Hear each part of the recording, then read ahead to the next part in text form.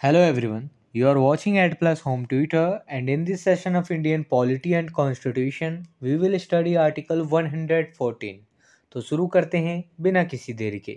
जैसा कि आपको भी पता है, भारतीय संविधान यानी इंडियन कॉन्स्टिट्यूशन को आर्टिकल्स में बांटा गया है और इन्हीं आर्टिकल्स को 22 पार्ट्स के अंतर्गत रखा गया है।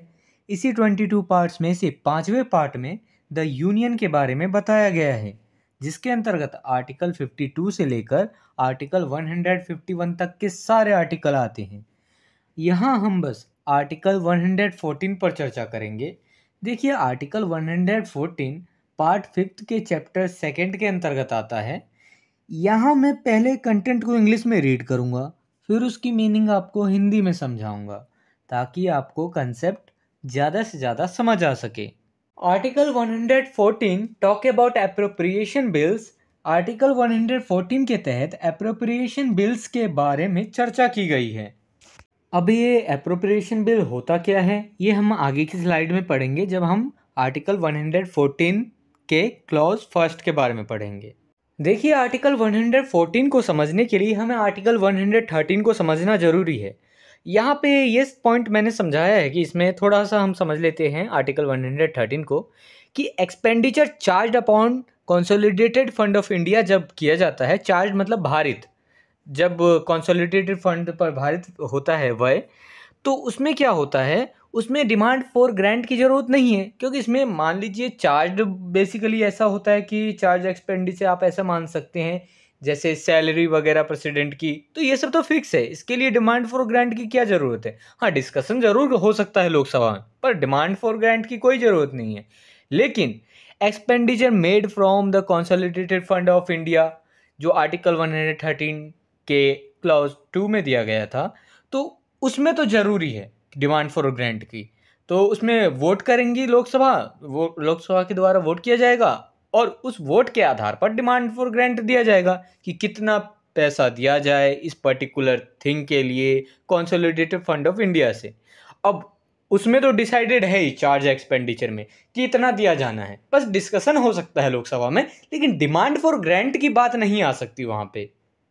और देखिए, जब चार्ज एक्सपेंडिचर के अलावा कोई एक्सपेंडिचर है, जब उसमें अगर डिमांड फॉर ग्रांट के लिए बात की गई है, तो अब ग्रांट दे भी सकती है लोकसभा और नहीं भी दे सकती है, ये लोकसभा के ऊपर निर्भर करता है। Article 114 clause first, as soon as may be after the grants under Article 113 have been made by the House of the People, there shall be introduced a bill to provide for the appropriation out of the Consolidated Fund of India of all monies required to meet. Lok Sabha द्वारा article 113 के अंतर्गत demand for grant दिए जाने के बाद जल्द से जल्द भारत के कंसोलिडेटेड फंड में से मिलने वाले सभी मनी के एप्रोप्रिएशन यानी विनियोग के लिए एक बिल को इंट्रोड्यूस किया जाएगा, वही एप्रोप्रिएशन बिल कहलाएगा। बेसिकली यहाँ पर एप्रोप्रिएशन बिल को डिफाइन किया गया है। यहाँ यह कहा गया है कि देखिए, वैसे तो आर्टिकल 113 में तो डिमांड फॉर ग्रांट दे दी गई, लेकिन उसके बाद जो है पैसा तो निकालना है ना कंसोलिडेटेड फंड ऑफ इंडिया से, तो कैसे निकाला जाएगा, वो इस तरीके से निकाला जाएगा मनी को कि बेसिकली एक एप्रोप्रिएशन बिल इंट्रोड्यूस किया जाएगा लोकसभा में, जिसके द्वारा ही वह पैसा कंसोलिडेटेड फंड ऑफ इंडिया से निकल सकता है। Article 114 clause first sub clause A, the grant so made by the house of the people, तो अंत में लोकसभा द्वारा इस प्रकार ग्रांट दिया जाएगा।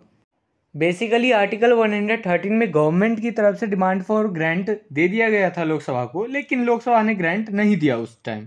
लेकिन आर्टिकल 114 के तहत एप्रोप्रिएशन बिल इंट्रोड्यूस करने के बाद इस तरीके से लोकसभा द्वारा ग्रांट दिया जाएगा, यही लिखा गया है क्लॉज फर्स्ट के सब क्लॉज ए में।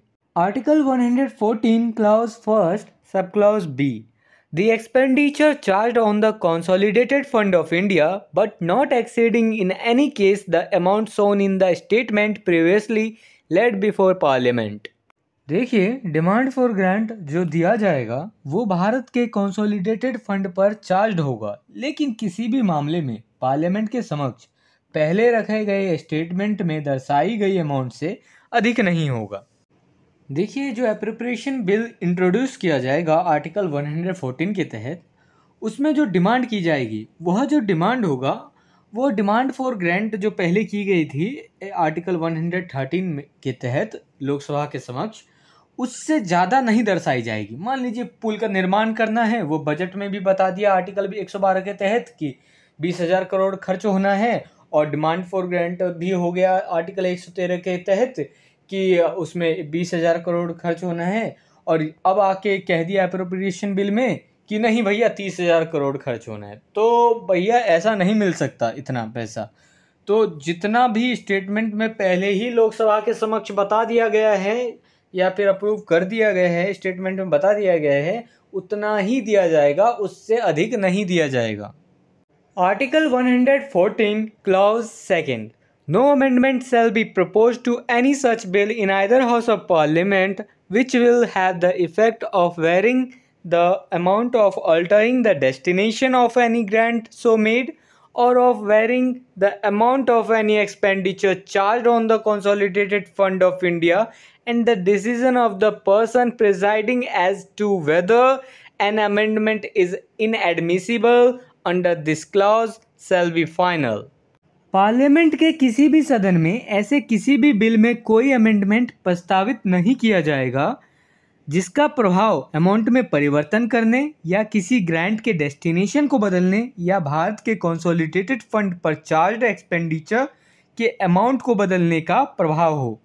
और इस क्लॉज के तहत इस बारे में प्रेजाइडिंग ऑफिसर यानी प्रेजाइडिंग पर्सन का डिसीजन अंतिम होगा कि कोई अमेंडमेंट अस्वीकार्य यानी इनएडमिसिबल है या नहीं। देखिए, जब आर्टिकल 114 के तहत अप्रोप्रिएशन बिल लाया जाएगा, तब उसमें ग्रांट के डेस्टिनेशन को नहीं बदला जाएगा। मान लीजिए पुल बनाना था और पुल की जगह बिल्डिंग बनाने लगे या सड़क बनाने लगे, तो ऐसा नहीं किया जाएगा अप्रोप्रिएशन के बिल के इंट्रोड्यूस करते समय। और दूसरी बात यह है, ये तो डेस्टिनेशन चेंज हो गया। अब ऐसा भी नहीं कर दिया जाएगा कि 20,000 करोड़ की लागत है तो उसको 50,000 करोड़ कर दिया गया या फिर 10,000 करोड़ कर दिया गया। तो ऐसा भी नहीं किया जाएगा। और अगर कोई अमेंडमेंट किया भी जाता है तो इसमें जो है प्रेजाइडिंग पर्सन का डिसीजन अंतिम होगा। प्रेजाइडिंग पर्सन जो जैसे लोकसभा में स्पीकर होते हैं, राज्यसभा में चेयरमैन होते हैं, तो इस तरीके से प्रेजाइडिंग ऑफिसर जो भी होगा उसका डिसीजन अंतिम होगा कि यह जो पर्टिकुलर अमेंडमेंट रखा गया है, बात रखी गई है, वो स्वीकार्य है या अस्वीकार्य है। उनका डिसीजन वो अंतिम होगा। Article 114 clause 3rd, subject to the provisions of Articles 115 and 116, no money shall be withdrawn from the Consolidated Fund of India except under appropriation made by law passed in accordance with the provisions of this article. Article 115 और 116 के प्रावधानों के अधीन रहते हुए ही article 114 के प्रावधानों के अनुसार पास कानून द्वारा किए गए अप्रोप्रिएशन यानी विनियोग के अलावा भारत के कंसोलिडेटेड फंड से कोई पैसा नहीं निकाला जाएगा। आप इसे बहुत ही आसान शब्दों में समझिए। आर्टिकल 114 में जो अप्रोप्रिएशन बिल की बात की गई है, उसके थ्रू जो कंसोलिडेटेड फंड ऑफ इंडिया से पैसा निकाला जाएगा, वह यह सोच के निकाला जाएगा, मतलब कि इसके अधीन में रखा जाएगा, इस बात को ध्यान में रखा जाएगा कि आर्टिकल 115 और 116 के प्रावधानों को ध्यान में लिया जाएगा और आर्टिकल 114 के तहत जो है एप्रोप्रिएशन बिल के थ्रू जो है पैसा निकाल लिया जाएगा कंसोलिडेटेड फंड ऑफ इंडिया से। बस ध्यान में रखना है कि आर्टिकल 115 और 116 के प्रावधानों को।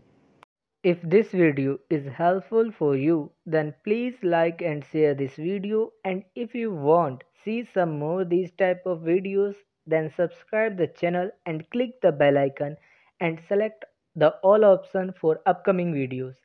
And I hope you have a great experience by watching the Ad Plus Home Tutor.